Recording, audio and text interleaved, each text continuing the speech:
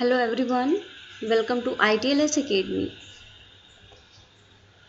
हमारा लेक्चर है molecular detection of inherited disease. ये पार्ट 3 है और इसमें हम लाइसोसोमल स्टोरेज डिसीजेस के बारे में पढ़ने वाले हैं। तो चलिए स्टार्ट करते हैं अपना lecture. Lysosomal storage disease. Lysosome, उम्मीद है सभी लोग जानते होंगे, एक ऐसा ऑर्गेन है जिसको कि सुसाइडल बैग बोला जाता है। आप सभी जानते होंगे इसको सुसाइडल बैग क्यों बोलते हैं, क्योंकि इसमें बहुत ही ज़्यादा एसिड भरा हुआ होता है, जिसकी वजह से इसको सुसाइडल बैग बोला जाता है। अब इसमें स्टोर होता है, एसिड होता है जिसमें कि चीज़ों को डिस्ट्रॉय किया जाता है। तो जो स्टोरेज है, उस स्टोरेज से रिलेटेड अगर कोई दिक्कत हो जाती है तो उसी को बोला जाता है लाइसोसोमल स्टोरेज डिसीज। इन्हीं के बारे में हम आज पढ़ने वाले हैं। Lysosomes are cellular organelles in which cellular product of ingestions are degraded by acid hydrolase enzyme। जो लाइसोसोम्स होते हैं ये सेलुलर ऑर्गेनेल्स हैं और इनमें होता क्या है, जो सेलुलर प्रोडक्ट्स हैं, जैसे जो टूटी हुई सेल्स हैं, सेल्स के बचे हुए प्रोडक्ट्स हैं, उनका इंजेशन किया जाता है, अंदर ले लिया जाता है उनको और उनको डिग्रेड कर दिया जाता है by acid hydrolase enzyme. Acid hydrolase enzyme present होता है लाइसोसोम में, उसकी मदद से डिग्रेडेशन कर दिया जाता है। These enzymes work in an acid environment। बहुत एसिडिक pH होता है, लगभग 5.5 के आसपास का pH होता है, जो कि बहुत एसिडिक होता है। किसी भी चीज़ को गलाने के लिए ये पर्याप्त होता है। Substrates come from intracellular turnover. जो सबस्ट्रेट्स होते हैं वो इंट्रासेलुलर टर्नओवर या फिर ऑटोफैजी के द्वारा होते हैं। जैसे कि ये लाइसोसोम है, कोई भी पार्टिकल बाहर से आया, अब ये लाइसोसोम क्या करेगा, ये इस पार्टिकल को अपने अंदर ले लेगा, इसका इंजेक्शन कर लेगा, इसी को ऑटोफैजी भी बोला जाता है। और outside the cell through phagocytosis और इंडोसाइटोसिस, या फिर फैगोसाइटोसिस या फिर इंडोसाइटोसिस के द्वारा भी इसकी प्रोसेस हो सकती है, जिसको कि हेटेरोफैजी बोला जाता है। Lysosomal storage disorders result from incompletely digested macromolecule. Complete digestion नहीं होता है अगर मैक्रोमोलिक्यूल्स का, तो उसकी वजह से लाइसोसोमल स्टोरेज डिसऑर्डर्स पैदा हो जाते हैं due to loss of enzyme function. अब इनकम्प्लीट डाइजेशन हो क्यों रहा है, कंप्लीट क्यों नहीं हो रहा है, क्योंकि उसको जो डाइजेस्ट करने वाले एंजाइम्स हैं वो प्रॉपर फंक्शन नहीं कर पा रहे हैं। जब एंजाइम्स नहीं फंक्शन करेंगे तो डाइजेशन कंप्लीट नहीं होगा। Storage disorders include defect in any protein. किसी भी प्रोटीन में कमी हो सकती है, required for normal lysosomal function, जो कि लाइसोसोम के नॉर्मल फंक्शन के लिए रिस्पॉन्सिबल है, ज़रूरी है। अगर उस प्रोटीन में ही कोई कमी आ गई, डिफेक्ट आ गया, तो ये स्टोरेज डिसऑर्डर हो सकता है, giving rise to physical abnormalities. और अगर लाइसोसोम में कोई इस तरीके का डिसऑर्डर देखा जाता है तो वहाँ पे फिजिकल एबनॉर्मेलिटीज़ आ जाती हैं।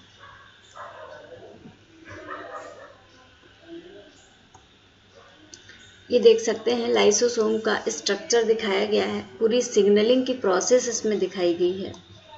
The lysosome is a depository of cell debris. Cell का बचा हुआ, सेल का जो पार्ट होता है उसका डिपोजिटरी होता है, उसका स्टोरेज लाइसोसोम में होता है। The lysosome contains enzymes. Lysosome में एंजाइम्स होते हैं that are active in its acid environment, और ऐसे एंजाइम्स जो कि एसिडिक इन्वायरमेंट में एक्टिव रहते हैं to digest proteins delivered from phagocytosis of foreign bodies, endocytosis and autophagy और internal cellular component such as mitochondria. ये क्या करते हैं, सारी चीज़ों का डाइजेशन कर लेते हैं। अब डाइजेशन की प्रोसेस अलग अलग होती है, ये या तो फैगोसाइटोसिस हो सकती है, या एंडोसाइटोसिस हो सकती है, या फिर ऑटोफैजी हो सकती है। ये सारी चीज़ें क्या है, इनको भी हम देख लेते हैं। सबसे पहले हम देखेंगे फैगोसाइटोसिस क्या है। कोई भी फूड पार्टिकल है आया, लाइसोसोम के अंदर आ गया, इंजेक्शन हुआ, अब ये फैगोसोम बन गया। ये जिस पार्ट में ये आया था फूड पार्टिकल, वो पार्ट उसको लेके फैगोसोम बन गया। अब फैगोसोम क्या करेगा, यहाँ से लाइसोसोम आ रहा है, लाइसोसोम और फैगोसोम दोनों फ्यूज हो जाते हैं, यहाँ पे बनाते हैं फैगोलाइसोसोम। फैगोलाइसोसोम का फॉर्मेशन होगा। अब इसका क्या किया जाएगा, इसको भेज दिया जाएगा डाइजेशन के लिए। जो भी फूड मटेरियल आया है उसका यहाँ पे डाइजेशन कर दिया गया और उसके बाद में इसको बाहर की तरफ अनडाइजेस्टेड मटेरियल को निकाल दिया गया। दूसरा होता है ऑटोफेजी। ऑटोफेजी में इसी का मटेरियल है, सेल्स का मटेरियल है आया, जो लाइसोसोम है इसने इसको इंजेस्ट कर लिया, इंजेस्ट करने के बाद में इसको डाइजेस्ट कर दिया, डाइजेस्ट करके इसको रिसाइकल करके बाहर की तरफ फेंक दिया। तो इस तरीके से ये प्रक्रियाएं चलती हैं। लाइसोसोम ऐसा ऑर्गेनेल है जो कि गोल्जी बॉडी से जुड़ा हुआ होता है, और जो गोल्जी बॉडी होती है वो न्यूक्लियस से जुड़ी हुई होती है।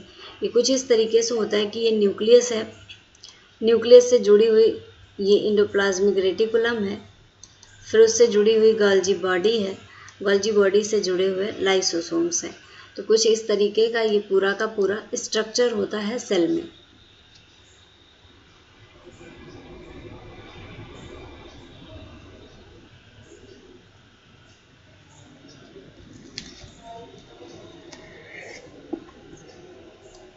Molecular diagnosis of single gene disorder. Single gene disorder अगर हो जाए तो उसकी मॉलिकुलर डायग्नोसिस कैसे होती है।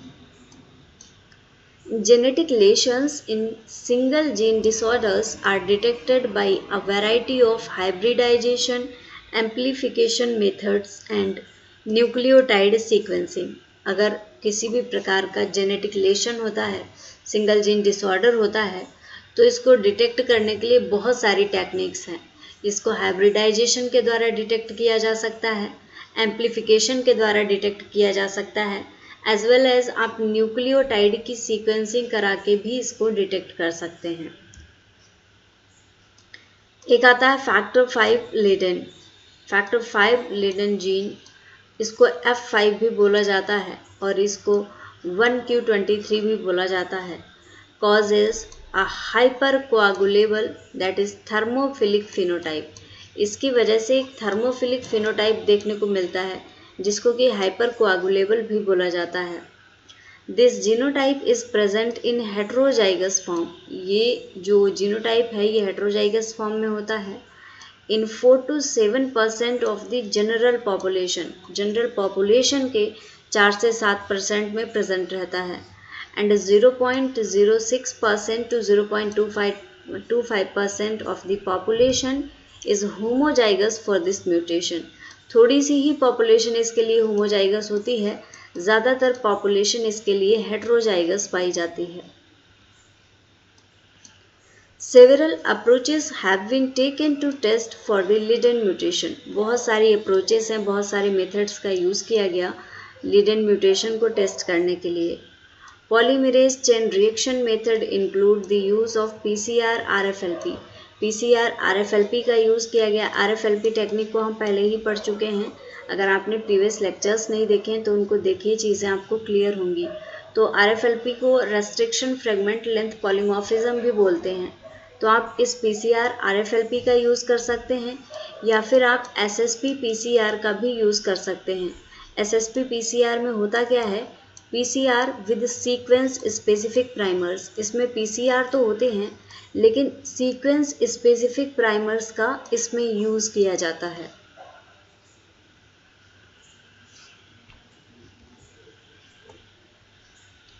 यहाँ पे देख सकते हैं डायग्राम में दिखाया गया है PCR RFLP for the factor 5 Leiden mutation. The R506Q amino acid substitution is caused by a G to A change। यहाँ पे ग्वानिन से एडेनिन का चेंज हो रहा है in exon 10 of the F5 gene. F5 gene के exon 10 में यहाँ पे G से A में म्यूटेशन हो रहा है। This DNA mutation destroys an MNL1 restriction enzyme site। अब इसकी वजह से एक ये MNL1 रेस्ट्रिक्शन एंजाइम साइट है, ये डिस्ट्रॉय हो रही है। ये देखिए यहाँ से कट होती हुई आपको दिख रही होगी। An amplicon including the site of the mutation, एक एम्प्लीकॉन है जिसमें म्यूटेशन साइट है। When cut with MNL1 will yield 3 fragments in normal DNA। अगर इसको कट किया जाएगा तो नॉर्मल DNA के 3 फ्रेगमेंट्स देखने को मिलेंगे, plus plus and 2 product in homozygous mutant DNA MM। यहाँ पे देखिएगा प्लस प्लस मिल रहा है, प्लस और M मिल रहा है MM, प्लस प्लस एकदम जो होमोजाइगस है वो मिल रहा है, म्यूटेंट नहीं है, नॉर्मल है। प्लस और M वाला जो है इसमें हेट्रोजाइगस कंडीशन है, वाइल जो MM है इसमें म्यूटेशन की कंडीशन देखी जा रही है।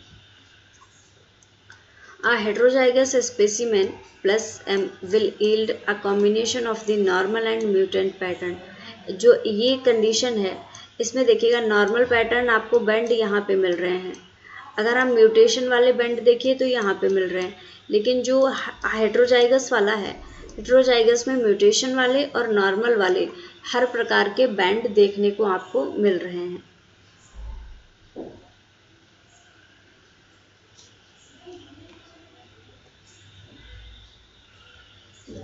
अगला डायग्राम है, उसमें भी यही चीज़ें समझाई गई हैं। In sequence specific PCR a primer with thymidine as its final 3' base, एक 3' बेस की जगह पे आपको थायमिन दिया गया है। Will yield a product only if the adenine nucleotide is present. अगर एडेनिन न्यूक्लियोटाइड प्रेजेंट होगा तभी तो वहाँ पे थायमिन बाइंड करेगा। The resulting 148 base pair PCR product reflect the presence of the mutation। अब जो उससे बन के तैयार होता है, प्रोडक्ट मिलता है PCR प्रोडक्ट, उससे पता चलता है कि यहाँ पे म्यूटेशन है, क्योंकि एडेनिन से थायमिन यहाँ पे बाइंड ही नहीं कर पा रहा है। By designing a primer slightly shorter than but complementary to the normal। अब एक प्राइमर का डिज़ाइन किया जाता है जो कि कॉम्प्लीमेंट्री है नॉर्मल वाले जीन, ये नॉर्मल वाला जीन है, इसका कॉम्प्लीमेंट्री है। In the template a distinct shorter 123 base pair normal product is amplified. इसमें एक 123 बेस पेयर के नॉर्मल प्रोडक्ट को एम्पलीफाई कर लिया जाता है। In a heterozygous individual both products will appear. अगर हेट्रोजाइगस इंडिविजुअल है तो दोनों ही प्रोडक्ट देखने को मिलेंगे। जैसे ये देखिएगा, ये नॉर्मल इंडिविजुअल है, ये हेट्रोजाइगस है और ये म्यूटेंट है। नॉर्मल का बैंड आपको यहाँ पे मिल रहा है, म्यूटेंट का बैंड आपको यहाँ पे मिल रहा है। लेकिन जब आप हेट्रोजाइगस कंडीशन में देखेंगे तो इसमें नॉर्मल और म्यूटेशन वाले दोनों ही बैंड प्रेजेंट होंगे, दोनों ही उसी लोकेशन पे, दोनों की ही लोकेशन पे आपको बैंडिंग पैटर्न देखने को मिलेगा।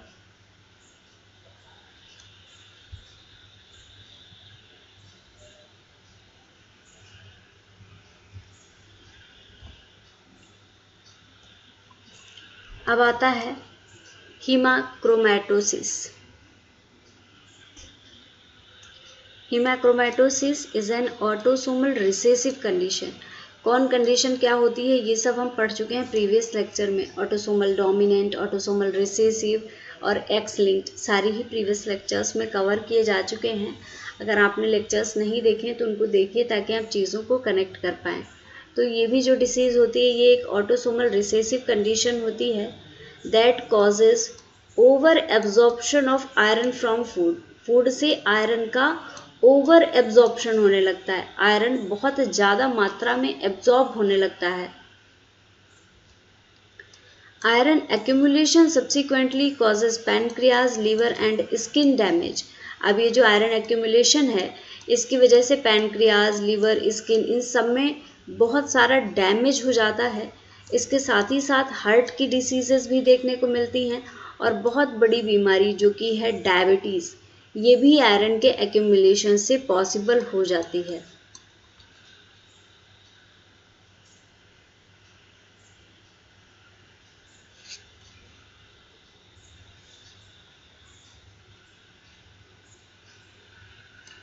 At the molecular level, hemochromatosis is caused by dysfunction of the hemochromatosis type 1 gene। एक जीन होता है हेमाक्रोमेटोसिस टाइप 1, इसके डिसफंक्शन की वजह से ये डिसीज़ हो जाती है। इसके साथ ही साथ HFE-HLA-H, HFE code for a membrane bound protein, HFE एक मेम्ब्रेन बाउंड प्रोटीन को बनाता है that binds with 2 microglobulin and transferrin. Transferrin एक रिसेप्टर होता है जो कि आयरन को रिसीव करने के लिए होता है। तो ये जो HFE है ये मेम्ब्रेन बाउंड प्रोटीन है और ये ट्रांसफेरिन और माइक्रोग्लोबिन से बाइंड करती है on the membrane of cells, cells की मेम्ब्रेन पे, in the small intestine and also on the placenta, placenta और स्मॉल इंटेस्टाइन पे ये जाके बाइंड करती है। देखिएगा डायग्राम में दिखाया गया है the HFE protein is associated with beta 2 microglobulin. देखिएगा HFE प्रोटीन आपको बीटा 2 माइक्रोग्लोबिन से अटैच दिखाई जाएगी। In the cell membrane the location of the frequently occurring mutations is shown. देखिएगा ये सेल का आउटसाइड है, ये सेल मेम्ब्रेन है और ये सेल के अंदर का पार्ट है। आप देख सकते हैं जो बीटा माइक्रोग्लोबिन है इसी वाले डोमेन से एसोसिएटेड होती है HFE प्रोटीन। जो अल्फा 1 हैवी चेन है सेल के आउटसाइड में, इससे H63D और S65C म्यूटेशंस दिखाए गए हैं यहाँ पे, और ये अल्फा 2 पार्ट है, ये अल्फा 3 पार्ट है। यहाँ पे म्यूटेशन दिखाया गया है C28-2Y। जो बीटा माइक्रोग्लोबिन है यहाँ से HFE प्रोटीन अटैच होगी और अपना काम करेगी। अगला डायग्राम भी देखते हैं। इसमें जो म्यूटेशन दिखाया गया है, अब अगले डायग्राम में इनका डिटेक्शन दिखाया गया है। Detection of the C28-2Y mutation, ये इस वाले म्यूटेशन की हम बात कर रहे हैं। इसका डिटेक्शन किया जा रहा है by PCR RFLP, PCR restriction fragment length polymorphism की मदद से। हुआ क्या है, the G2A mutation in exon 4 of the HFE gene, HFE gene के एक्सॉन 4 में G2A म्यूटेशन हो गया है। Produces A site for the restriction enzyme RSA-A1। RSA-A1 की लिए यहाँ पे इस म्यूटेशन की वजह से रेस्ट्रिक्शन साइट आ गई है। This region is first amplified using primers. अब इस रीजन को पहले एम्पलीफाई किया जाता है प्राइमर्स की मदद से। Flanking exon 4 of the gene, exon 4 के लिए प्राइमर बना के लगाया जाता है और इसको एम्पलीफाई कर लिया जाता है। In a normal specimen the enzyme will produce 2 fragments. जो नॉर्मल स्पेसिमेंस होते हैं उनमें एंजाइम 2 फ्रेगमेंट्स को बनाएगा, एक होगा 240 बेस पेयर का, एक होगा 140 बेस पेयर का। If the mutation is present, अगर म्यूटेशन प्रेजेंट है, the 140 base pair normal fragment is cut to a 110 base pair. जो 140 बेस पेयर वाला फ्रेगमेंट है वो 110 बेस पेयर वाले फ्रेगमेंट में और एक 30 बेस पेयर वाले फ्रेगमेंट में ब्रेकआउट हो जाएगा। The 30 base pair fragment is not shown, यहाँ पे दिखाया नहीं गया है। Heterozygous individuals will have both the 140 base pair and 110 base pair fragment. ये देखिएगा ये नॉर्मल इंडिविजुअल्स हैं, ये म्यूटेटेड हैं, ये हेट्रोजाइगस कंडीशन है, ये अगेन नॉर्मल है। नॉर्मल का बैंड देखिए कहाँ कहाँ मिल रहा है, 240 वाला मिल रहा है और नॉर्मल केस में 140 वाला मिल रहा है। देख सकते हैं आप नॉर्मल की अगर हम बात करें। फिर आती है म्यूटेंट केस की बात। तो म्यूटेशन वाले में आपको 240 का बैंड मिल रहा है, 110 का बैंड मिल रहा है। अब हेट्रोजाइगस कंडीशन की देखिए, हेट्रोजाइगस कंडीशन में एक 240 का है, एक 140 का है, एक 110 बेस पेयर का है। तो किस तरीके से हेट्रोजाइगस में सारे ही बैंड्स यहाँ पे देखने को मिल रहे हैं।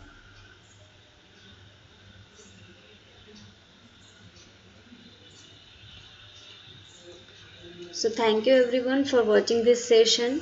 अगर आप कोर्स को ज्वाइन करना चाहते हैं तो विज़िट कर सकते हैं हमारी एकेडमी की वेबसाइट को, या फिर लिंक आपको डिस्क्रिप्शन में मिल जाएगा, वहाँ से ज्वाइन कर सकते हैं। फॉलो करिए ITLS एकेडमी को on Instagram, Facebook, Twitter, YouTube, WhatsApp and LinkedIn. Thank you for watching. Like this video, share and subscribe to our YouTube channel.